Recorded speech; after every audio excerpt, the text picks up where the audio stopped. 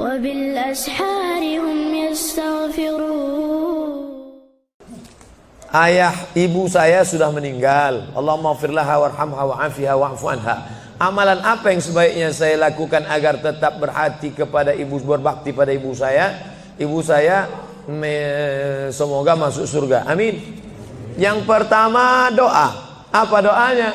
Rabbil firli wa liwalidayya warhamhuma kama rabbayani saghira. Allahumma firlaha warhamha wa'afiha wa'fu anha. Ya, enggak bisa bahasa Arab Pak Ustaz, bahasa Indonesia. Ya Allah, jauhkan emakku dari neraka jahanam, berikan dia kebaikan, jadikan kuburnya salah satu dari taman surgamu, jangan jadikan kuburnya salah satu lubang nerakamu, berikan dia ketenangan ya Allah, ampunkan segala silap salah dosanya ya Allah. Yang pertama. Yang kedua, baca Quran. Wa in khatimul Quran, yang paling afdal dibaca khatam Quran, satu khatam. Untuk almarhumah emakku, aku hadiahkan pahala bacaan Quran sekhatam. Kalau tidak bisa satu khatam, bacakan Yasin, hatinya Quran. Kalau tidak baca Yasin, jurus terakhir Ummul Quran Al-Fatihah. Al-Fatihah pun tak bisa, mati aja lah. Yang ketiga, sedekah. Saat sayang betul dengan emaknya, lalu emaknya meninggal dunia, dia datang melapor kepada Nabi, ya Rasulullah, ummi matat, emakku sudah meninggal dunia, apa atasaddaqu anha, kalau aku bersedekah, apakah sedekahnya sampai ke almarhumah emakku? Kata Nabi, tasaddaq, bersedekahlah. Ayyu sadaqatu afdal, apa sedekah yang paling afdal? Kata Nabi, saqyul ma', memberi air minum. Yang paling afdal adalah memberi air minum. Karena di jazirah Arab susah membuat sumur bor, sedekah air minum. Tapi di Bekasi jangan lagi sedekah air, karena masjid kita sudah diapit 2 danau. Sampai-sampai nama masjid ini pun Masjid Al-Danau, Al-Kolam. Diapit 2 kolam. Nah, oleh sebab itu jangan lagi sedekah air. Sedekah apa? Sedekah AC, sedekah kipas angin, sedekah mikrofon, sedekah kamera, sedekah CCTV. Maka insya Allah mengalir pada almarhumah. Yang pertama doa, yang kedua baca Quran, yang ketiga sedekah, yang keempat kurban. Nanti mau hari raya kurban, ini 1 kambing untuk almarhumah emakku. Yang kelima haji. Kalau dia dulu belum haji, badal hajikan. Yang keenam puasa. Mana tahu dulu ada puasanya tinggal, kita laksanakan puasa. Man mata, siapa yang mati, wa alaihi siyamun, punya utang puasa, shoma anhu waliyuhu, maka ahli warisnya melaksanakan puasa untuknya. Bolehkah di sujud akhir kita berdoa dengan doa yang ada dalam Quran? Aqrabu ma yakunul abdu min rabbih wa huwa sajid. Seorang hamba paling dekat dengan Allah bukan di Makkah. Saya merasa dekat betul dengan Allah ketika di Ka'bah Pak Ustaz. Lalu bagaimana dengan orang miskin yang tak punya duit untuk ke Makkah? Maka orang paling dekat dengan Allah wa huwa sajid, waktu sujud terakhir. Fa'akthiru fihi du'a, perbanyaklah doa di sujud terakhir, tapi jangan bahasa Indonesia. Karena kalau dia ucapkan ya Allah tolong aku, batal salatnya. Pakai bahasa Arab. Kalau nggak bisa bahasa Arab, dalam hati saja. Berapa lama sujud terakhir itu? Sampai Sayyidatuna Aisyah mencubit tangan Nabi dari balik kain. Selesai sholat Nabi tanya, Aisyah, kenapa kau cubit tanganku tadi? Kata Aisyah, kusangka kau sudah sakratul maut ya Rasulullah.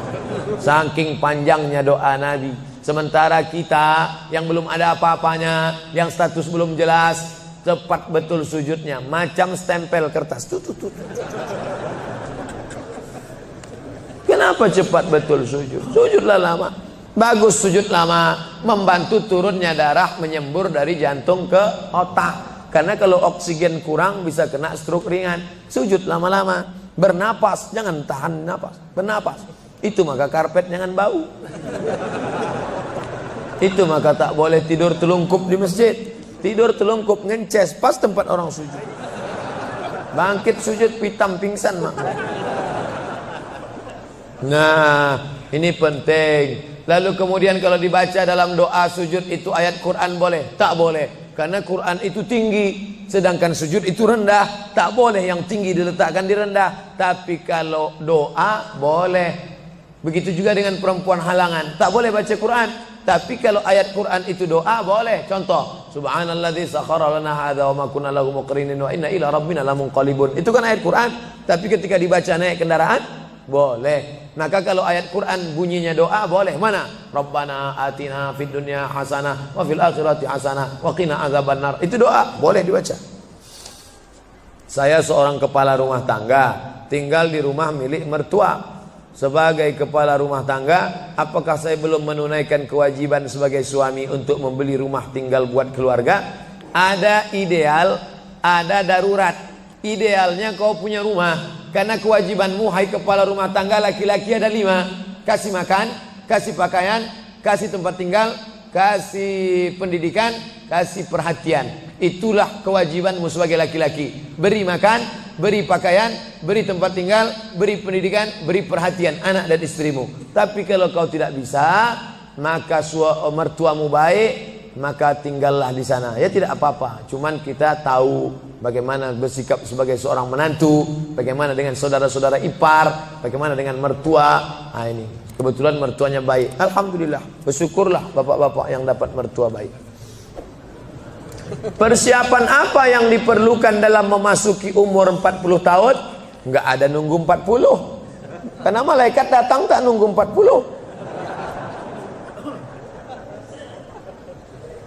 Anak muda hafal 29 juz, tinggal 1 juz lagi. Mandi di sungai, terpeleset batu, mati. Mana muda? Orang tua sudah 70 tahun diponis dokter mati. Saya sudah diponis dokter katanya 3 bulan Pak Ustaz. Sudah berapa bulan Pak? Udah tahun setengah, enggak mati-mati. Jangan terlalu yakin dan percaya kepada kata manusia. Tapi saya tetap berobat ke dokter, saya tetap berobat ke rumah sakit. Tapi masalah keimanan, maka itu yang di atas. Innama amruhu idza arada syai'an ayakula lahu kun. Kalau sudah berumur 40, hati tak juga terbuka, tak juga tobat, tak juga insaf, na'udzubillah, dikhawatirkan tertutup pintu hati. Musibah bukan sakit, musibah bukan miskin, musibah tertutup pintu hati. Khatamallahu ala qulubihim wa ala sam'ihim wa ala absarihim. Makin tua makin menjadi-jadi, tak salat, tak puasa, tak berzakat, akhirnya mati dalam keadaan sakau, mati dalam keadaan dilokalisasi. Sudah jelas umur 70 tahun, tetap juga mau berzina, nafsu ada, tenaga tak ada, dimakan Viagra 1 botol. Sama macam kap 70 diisi minyak pesawat, meletup, bam. Bagaimana hukumnya kalau sedang sa'i baca Mars, Banser, dan membacakan teks Pancasila yang videonya sekarang sedang viral? Ini memancing saya supaya orang bully saya aja. Saya dibully orang itu biasa, tak masalah. Sebenarnya saya kasihan jamaah. Tolonglah Ustaz, jangan kontroversial lagi. Capek kami dibully ini. Nah, jamaah ini tak tahan, kasihan saya dengan jamaah. Jadi dalam masalah ini saya mengutip jawaban dari Kiai Nahdlatul Ulama yang sudah share membuat tulisan tentang beberapa terkait masalah membaca. Balik sajalah kepada zikir yang maksur yang diajarkan Nabi Muhammad sallallahu alaihi wasallam. Mau nanya Pak Ustaz, kita hidup untuk apa dan mati untuk siapa? Itulah yang sudah dibahas tadi.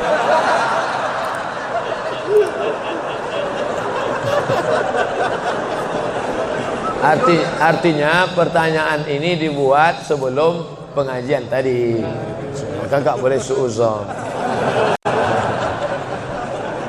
Kertas terakhir. Ada lagi. Kertas, kenapa Allah membolehkan poligami? Kenapa hikmah? Fankihu ma tabalakum minan nisa. Nikahilah nisa. Itu syaratnya yang pertama. Yang dinikahi itu nisa.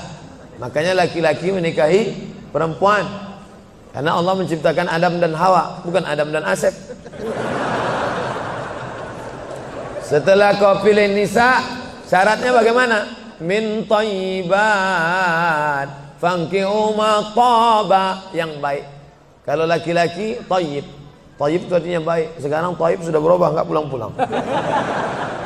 Fankihu ma taba, nikahilah perempuan yang baik minan nisa, perempuan yang baik. Masna 2, wa sulasa 3, wa ruba' 4. Fa in khiftum alla ta'dilu, kalau kau khawatir tak sanggup adil, fawahidah, satu saja cukup. Ada seorang janda, dia punya anak, maka anak yatimnya ini perlu dijaga orang. Maka daripada dijaga orang lain, saya ajalah menjaganya. Nah, itu alasan pertama, karena untuk menjaga anak yatim. Itu alasan pertama. Alasan kedua, ada mungkin laki-laki yang dia 300 tenaga kuda. Tak bisa dia kalau tak poligami, tak cukup satu. Kalau sampai satu tuh mati bu tuh. Nah, tuh. Jadi perempuan tidak boleh mengatakan lebih baik lakiku berzina. Oh enggak, maka dia harus berlapang dada menerima 300 tenaga kuda. Yang ketiga, untuk menghibur. Nabi Muhammad itu 25 tahun monogami, istrinya cuma satu, Khadijah saja. Jadi jangan katakan dia penyakit seksual, dituduhkan orang sekuler, liberal, kafir, munafik. Nabi Muhammad itu 25 tahun dalam keadaan lajang, tidak pernah berzina. Mereka menggelar dia Al-Amin. 25 tahun dalam keadaan istri satu, Khadijah. Setelah 50 tahun barulah dia menikahi beberapa perempuan dengan alasan karena suaminya mati perang, kalau dia dalam keadaan terluka, dengan alasan karena untuk mendekatkan hubungan dakwah kesukuan. Kalau dinikahi anaknya, maka suku itu akan menjadi tunduk, dengan alasan banyak. Nah, itu jadi bukan hawa nafsu, karena 50 tahun dia mampu mengontrol hawa nafsunya. Di akhir hayatnya, ini adalah ujian bagi umat Nabi Muhammad sallallahu alaihi wasallam. Jadi simpelnya, kalau kita naik pesawat, kata pramugari, ada pintu normal sebelah kanan. Ladies and gentlemen, all of our passenger, seluruh penumpang, sebelah kanan pintu naik dan turun. Tapi bila terjadi pesawat meledak, atau masuk jurang, atau meletup, ini emergency door, ini boleh dibuka. Nah, jadi kalau mau buka itu, bukalah. Ustadz, kita merindukan situasi seperti sekarang. Jamaah membludak sampai ke jalan, semua khusyuk menyimak. Bagaimana supaya situasi seperti ini bisa terus terpelihara di hati umat? Sering-sering buat pengajian. Yang datang kemari ini bukan adik kelas saya, kakak-kakak kelas senior-senior saya. Dr. Yusuf Siddiq. Saya sampai ke Mesir, Dr. Yusuf Siddiq S3 di Universitas Muhammad V Rabat.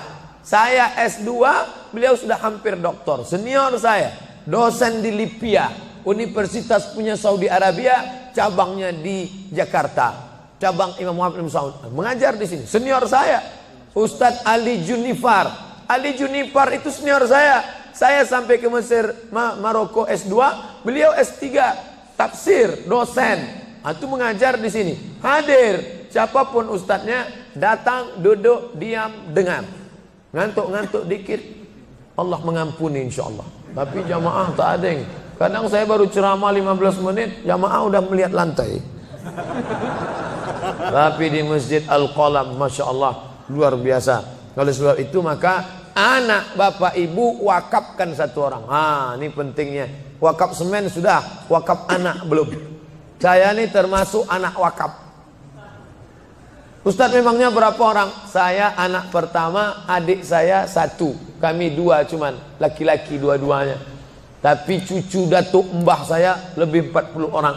Lalu sebelum meninggal dia berkata, di antara cucuku yang banyak ini, yang satu nih harus sekolah agama, jangan masukkan dia sekolah Belanda. Mbah saya nggak tahu sekolah umum, dia tahu sekolah Belanda. Yang ini harus sekolah agama. Maka saya tak pernah sekolah umum, ibtidaiyah, sanawiyah, aliyah, ke Mesir. Yang ini jangan sekolah umum. Kalau umurku panjang, aku yang akan membiayai dia kemanapun sekolah. Tapi kalau aku mati, ini aku tinggalkan kebun kelapa 2 hektar untuk biaya sekolah dia. Ketika mbah saya meninggal, pokok kelapa itu pun mati. Lalu gimana Ustadz bisa kuliah ke Maroko? Disitulah baru saya paham rahasia sodakoh. Ternyata Allah balas Allah balas niat baik mbah saya. Dapat saya beasiswa Al-Azhar 4 tahun gratis, dapat saya beasiswa Maroko 2 tahun sampai pulang. Jadi kita wakafkan tanah kita, ruko kita untuk pendidikan anak-anak cucu kita ke depan.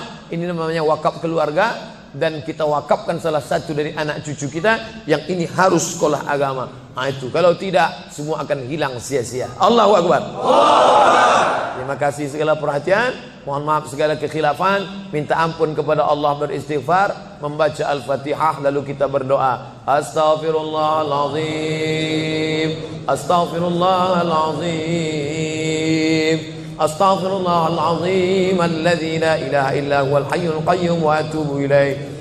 Ala hadhihi niyah wa kulli niyatin salihah. Al-Fatihah. A'udzu billahi minasy syaithanir rajim. Bismillahirrahmanirrahim. Alhamdulillahi rabbil alamin. Arrahmanir rahim. Maliki yaumiddin. Iyyaka na'budu wa iyyaka nasta'in. Ihdinas siratal mustaqim. Siratal ladzina an'amta 'alaihim ghairil maghdubi 'alaihim waladdallin. Amin. Allahumma inna nas'aluka salamatan fid din. Berikan kami keselamatan dalam akidah agama anak-anak kami ya Allah. Wa afiatan fil jasad. Sehatkan badan kami supaya kami beribadah dengan baik ya Allah. Wa ziyadatan fil ilm. Tambahkan ilmu kami supaya benar ibadah kami, jauh daripada bid'ah ya Allah. Wa barakatan fir rizq. Berikan berkah rezeki kami supaya bisa kami membangun masjid, berinfak, berzakat, bersedekah ya Allah. Wa taubatan qablal maut. Beri kami taubat sebelum mati ya Allah. Wa rahmatan indal maut. Curahkan rahmat ketika kami menghadapi mati ya Allah. Wa maghfiratan ba'dal maut. Berikan ampunan sesudah mati ya Allah. Allahumma hawwin alaina fi sakaratil maut. Ringankan kami waktu sakaratul maut. Wan najata minan nar. Selamat dari api neraka. Wal afwa indal hisab. Maafkan ketika amal kami dihisab. Allahumma khtim lana bi husnil khatimah wa la takhtim alaina bi su'il khatimah. Rabbana atina fid dunya hasanah wa fil akhirati hasanah wa qina adzaban nar. Wa sallallahu ala sayyidina Muhammad wa ala alihi wa sahbihi wasallam walhamdulillahi rabbil alamin. Taqabbalallahu minkum minna wa minkum taqabbal ya karim. Terima kasih, mohon maaf. Wassalamualaikum warahmatullahi wabarakatuh.